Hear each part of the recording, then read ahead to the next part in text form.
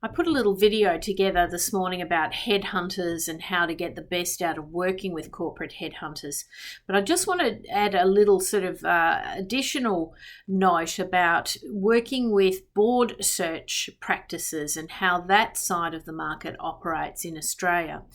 Now, most of the top global executive search firms have a division or a practice, if you like, that specialises in board appointments. But these are typically handling ASX 50, maybe ASX 100, very, very prestigious, very, very much senior board opportunities that would be only offered to very experienced board members. I highly recommend that if you are an aspiring board director, you don't rush off and go and try and register with these top global search firms. It's just too early.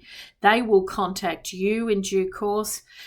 You really can't get a foot in the door at this early stage of your board director career. You just don't have the runs on the board.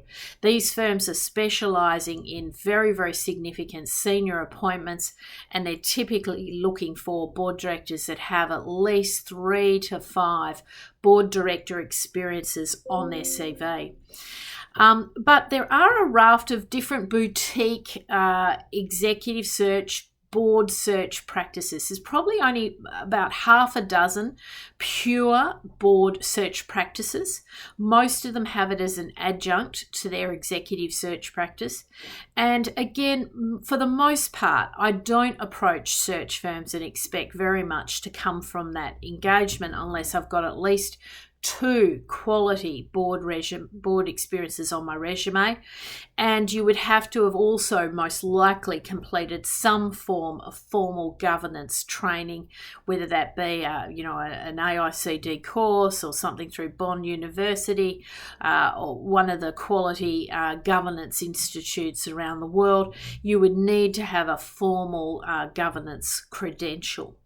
So it's sort of a myth that you kind of get your resume and you've had this big successful corporate career and you rush off to an executive search firm and they're going to place you onto boards.